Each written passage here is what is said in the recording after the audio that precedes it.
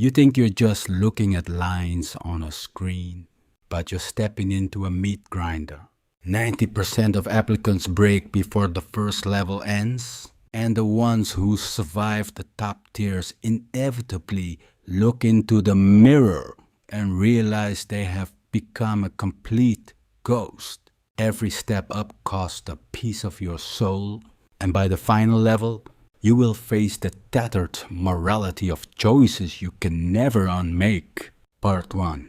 The Mundane Hook and Level 1. The Applicant.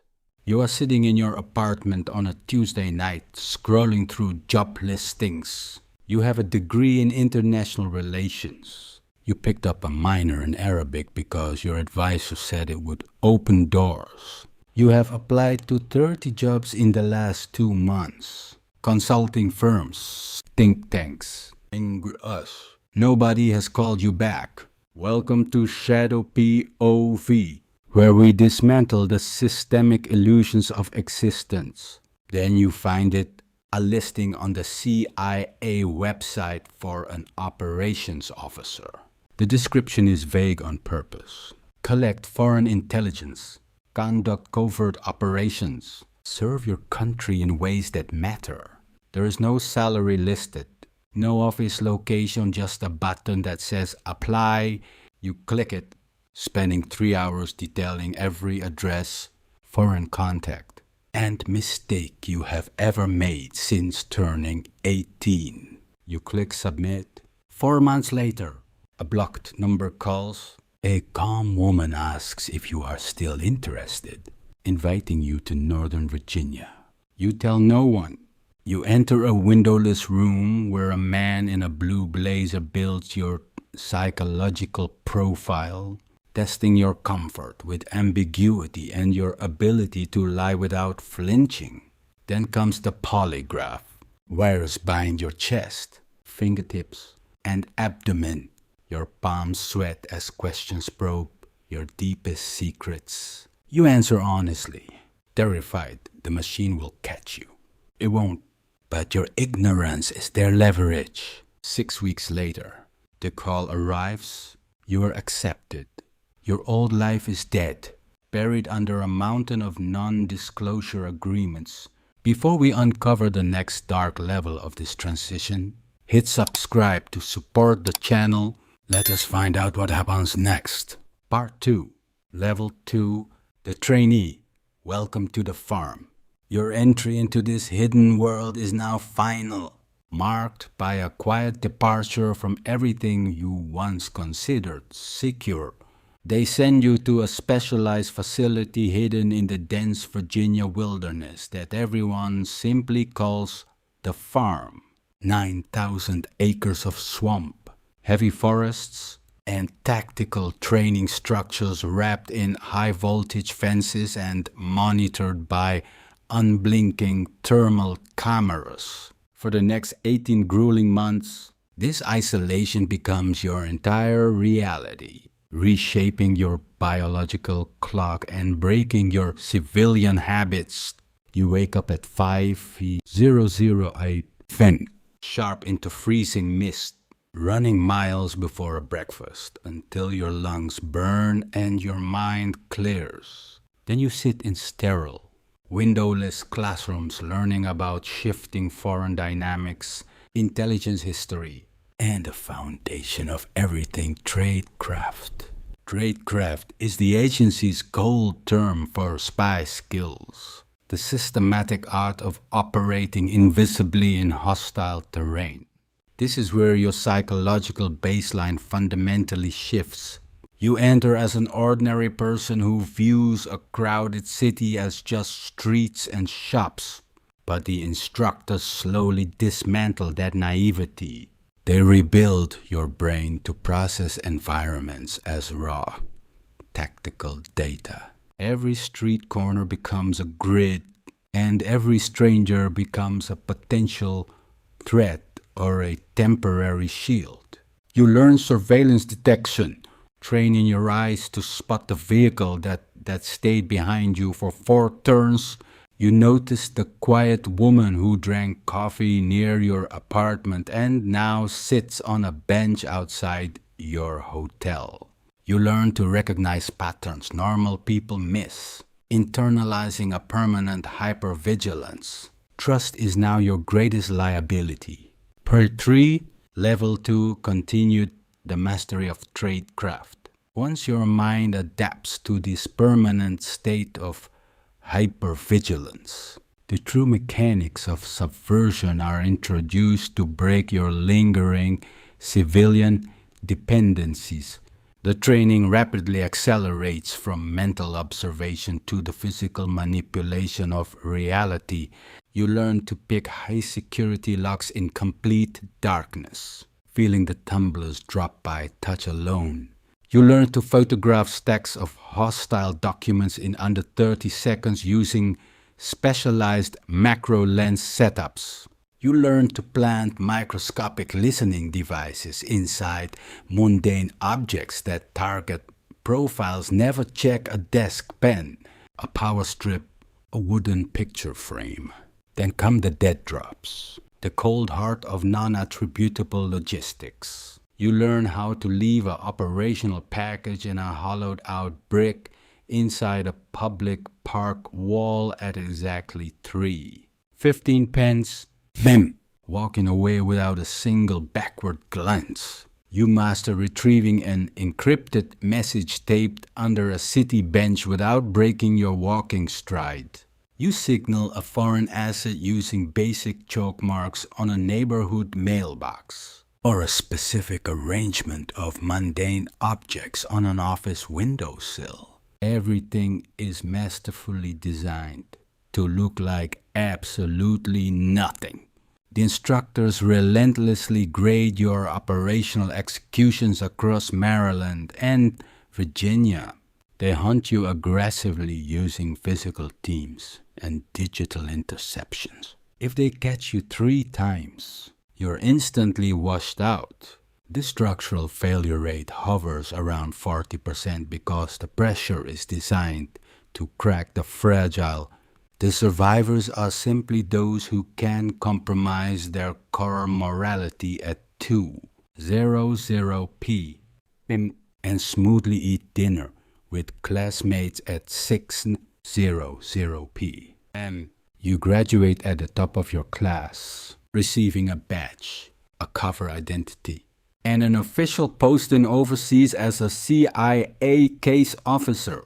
Part 4, Level 3, the case officer, the art of manipulation. Stepping off that plane with a new identity means your theoretical training is over, forcing you to test your manufactured psychological resilience against the cold realities of the field.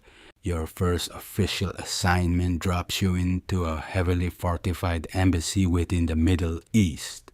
The host country is technically a regional ally, but practically a massive geopolitical question mark. Officially, your name sits clean on the diplomatic roster as a low-level political officer attached to the mission. You're given a cramped desk, a secure computer, and a bureaucratic title that means absolutely nothing to anyone. Your days are spent attending high society receptions, sterile dinners, and shaking warm hands with corrupt government officials, military commanders, and corporate leaders, and while smiling, your mind is silently cataloging human data. Who drinks too much to mask their anxiety? Who complains bitterly about their state salary? Who takes unmonitored trips abroad? Your actual mission is identifying and assessing potential assets. An asset is simply anyone holding access to critical data. The United States desires a defense ministry secretary, a telecom worker, or an intelligence chief's personal driver. To break them, you utilize the structural psychology framework taught at the farm. Mice, money, ideology, coercion, ego. Every historical act of treason is triggered by one of these fatal human fractures. You dissect their routines, map their social media and learn their family dynamics to isolate their core vulnerabilities. Then, you meticulously engineer a casual encounter at a local gym. Nothing is accidental. It is theater designed weeks in advance. Part 5. Level 3. Continued. The moral weight of recruitment. Once that initial engineering of contact is finalized, you begin the slow, systematic erosion of another human being's core psychological defense mechanism. Your first high-value recruitment inside this Middle Eastern assignment takes 7 months of intense, quiet patience. The target is a mid-level official operating inside the country's interior ministry. He holds direct access to classified data on active local militant networks, but he also harbors a fatal structural fracture. He has a young daughter who desperately needs a specialized surgery that costs far more than his entire annual government salary. You approach him not as an operative, but as a warm, understanding civilian friend. You share casual coffees, then lengthy lunches, and eventually intimate dinners where he gradually unloads his financial despair. You casually offer to settle his daughter's medical bills directly with the hospital, assuring him there are absolutely no strings attached. You let him breathe in that artificial relief for 3 months, letting him believe in pure human kindness. Then, you tarnish it in a private room. You calmly ask him to provide routine internal security reports. He hesitates as the tethers of your transactional trap tighten around him. You gently remind him of the surgical costs. Turning his parental relief into permanent operational fear, he breaks and hands over the files. You lug the official cable to Langley headquarters, but the profound moral weight of destroying a father's innocence remains buried inside you. Part 6. Level 4. The operator under non-official cover, NOC. The clinical satisfaction of your supervisors cannot ease that lingering moral rot, forcing you to sever ties with the embassy system and enter the bleakest echelon of espionage. They offer you a definitive transfer after 3 years of compromise into non-official cover, NOC, pronounced NOC. It stands as the single most unforgiving, isolated assignment within the global intelligence apparatus. You possess absolutely no diplomatic immunity, no sovereign embassy fortress to retreat to, and no official government identification tying your pulse to Washington. If foreign counter-espionage teams catch you, the CIA plays dumb, the State Department denies your citizenship, and local laws dictate your swift, unacknowledged disposal inside a deep concrete cell. The analysts spend months constructing your definitive legend of flawless, false corporate background with a fabricated work history and an active social media presence at a multinational consulting firm. The company possesses real assets, real civilian staff, and real international clients. But none of them perceive the massive CIA front hidden beneath the boardroom meetings. You exist entirely within this manufactured character, completely cut off from your roots. Your foreign landlord thinks you manage consulting accounts. Your occasional friends see a busy businessman, and your estranged family believes you exited public service years ago. Your only lifeline remains a designated handler at Langley whom you have not physically seen in 14 months. Every transaction goes through blind debt traps and heavily encrypted local networks. Loneliness becomes a heavy second skin, rusting your true identity until you celebrate birthdays alone. realizing the character has consumed the actor. Part 7, Level 5, The Paramilitary Officer, The Shadow War.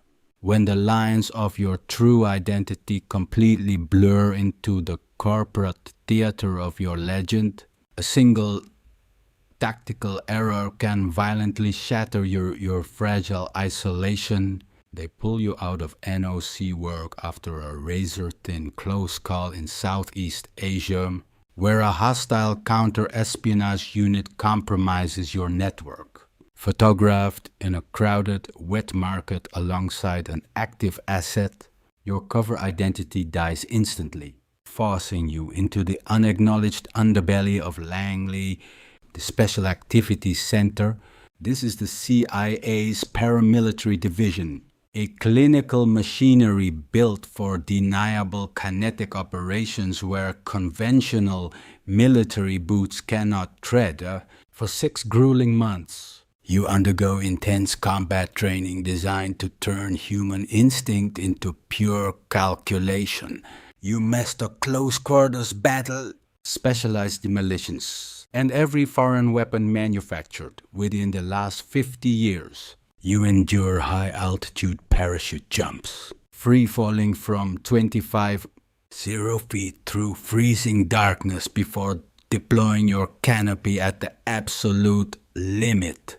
Your instructors are former elite operators who judge you solely on tactical survival, not psychological manipulation. Your first deployment drops your small 4-man agency team into an active, undocumented theater alongside local militias whose true loyalties remain shifting sand. You spend weeks freezing in abandoned structures, tracking targets through thermal optics and calling in drone strikes. You watch screen signatures vanish into ash, forcing yourself to remain entirely numb when faulty intelligence reveals the targets were just innocent civilians. You survive shrapnel, IED blasts, and near capture, earning an anonymous medal for a war that never officially happened. Part 8, Level 6, The Team Leader, Blood and Bureaucracy. The physical scars and internal numbness earned in those forgotten borders follow you home. But the machinery of Langley demands your trauma be converted directly into administrative authority. You are promoted to lead your own elite paramilitary unit, placing 8 highly trained operators under your direct tactical command. Every cold decision you execute now dictates whether those men survive the night or return in flag-draped coffins. There is no comfortable middle ground. Your team deploys into a collapsing failed state, completely torn apart by a brutal, unmonitored civil war where multi-faction militias vie for structural control. Advanced black market anti-aircraft missiles are flooding the region, and your specific mandate is to locate and destroy the cache before terror networks seize them. For weeks, you operate exclusively in the shadows of the night, shifting secure safe houses every 48 hours to dodge local counter-surveillance teams. You distribute heavy cash bribes to corrupt local commanders for scrap intelligence, constantly interrogating unreliable human assets who might be feeding you lethal disinformation to walk your unit directly into a coordinated ambush at 3:00 a.m. Your team raids a reinforced industrial warehouse on the city's outskirts, breaching the doors to find a massive stockpile. Because extraction is tactically impossible, you rig the structure with thermite and C4, burning everything to ash. During the chaotic exfiltration, an RPG hits your convoy. 1 operator dies instantly, 2 are severely wounded. You drag a 220-pound bleeding teammate through a hail of automatic gunfire to the extraction helicopter. Back at Langley, the mission is filed as a success, leaving you alone at a metal desk to write a heavily redacted condolence letter to a grieving family. The entire letter is a necessary lie, but you write it anyway because you owe his memory that much. Part 9. Level 7. The Station Chief, and Level 8. The Division Chief. The raw, unredacted grief of folding that dishonest letter shifts your burden entirely from the tactical field to the high-stakes politics of bureaucratic survival. 15 years of relentless field deployments finally extract their permanent physical price from your skeleton. Your left knee locks up aggressively in cold weather from a disastrous parachute landings, and your right shoulder remains unstable from an unacknowledged mountain fall. Constant, deafening tinnitus echoes inside your skull from operating too close to heavy, unsuppressed detonations. You're only 44 years old, but your damaged joints feel 60. The agency medical board grounds you permanently due to accumulated blast damage, pushing you into the clinical role of chief of station. You are now the senior intelligence officer governing an entire sovereign nation, where every operation, human asset, and classified document channels directly through your desk. You brief the American ambassador every morning, managing covert personnel and liaising with hostile foreign services who pretend to be allies. Your administrative mastery earns you a definitive promotion to division chief back at Langley headquarters, walking past the white marble memorial wall every morning. You catalog the 139 anonymous stars representing dead colleagues, some who executed orders you personally signed. You now command a black budget measured in billions, navigating the Situation Room alongside the President and the Secretary of Defense, testifying before congressional committees. You deliver masterfully incomplete answers to protect public oversight. They never press for the missing data because the system runs entirely on plausible deniability. Part 10. Level 9. The Ghost and the Infinite Loop. The cold shield of bureaucratic deniability may satisfy the lawmakers in Washington, but it leaves your soul entirely unprotected from the crushing gravity of your own memories. You officially retire after 28 years of silent service, sitting through a brief, classified ceremony in a sterile Langley conference room. The director presents you with the Distinguished Intelligence Cross, the highest honor the apparatus can bestow. It immediately goes into a velvet box at the back of your dark closet, forbidden from public display or civilian explanation. You buy a quiet house in rural Virginia, bound by lifelong non-disclosure agreements that turn your history into a permanent state secret. The civilian neighbors notice the heavy gaps in your resume, but they cannot see the ghosts that sit with you on the porch every evening, the captured foreign assets executed because a Washington mole traded their real names, or the midnight operations that vanished into unacknowledged ditches. You check the deadbolts 3 times before midnight, sleeping with your face toward the bedroom door, scanning the tree line at 300A for invisible threats. The machinery financial pension is generous, but it can never cure the lingering rot of choices you executed at 35. You are a ghost, carrying a catastrophic human weight entirely alone. Meanwhile, a 22-year-old college kid sits in a messy dorm room, suffocated by the prospect of a mundane corporate cubicle. He scrolls through the CIA database, romanticizing the sleek adrenaline of Hollywood tradecraft. He smiles, clicking apply, having absolutely no idea that the vicious cycle has just claimed its next soul. The foundational DNA of the Professor POV format relies on a masterful fusion of hyper-realistic life simulation and highly structured psychological progression by deploying raw second-person narration.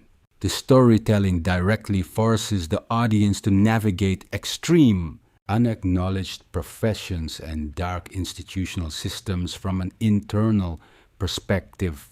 The structural framework deliberately relies on a tiered progression model, converting complex psychological evolutions into an addictive, game-like journey where individual stakes and moral compromises continuously escalate. Saturated with authentic, meticulously researched technical tradecraft and systematic operational jargon, the narrative successfully satisfies a deep analytical curiosity regarding hidden global architectures. However, the true brilliance of this content engine lies within its clinical, gritty realism and profound human depth. It systematically avoids glorifying authority or romanticizing espionage.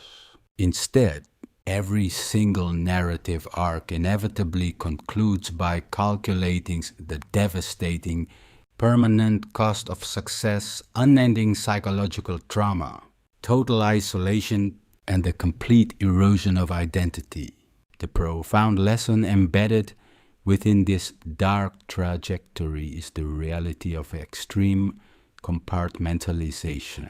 In modern life, we often compromise our core boundaries, families, and mental well-being to climb corporate structures or achieve external status. True mastery requires understanding that every elevated level of power or ambition demands a corresponding human sacrifice. To apply this, meticulously audit your current career choices. Ensure the status you're actively pursuing is worth the invisible personal price you will inevitably pay. Which level of the intelligence officer's career do you believe carried the heaviest psychological cost? Please share your thoughts in comments below so we can discuss. And don't forget to subscribe to the channel to support our upcoming deep dives.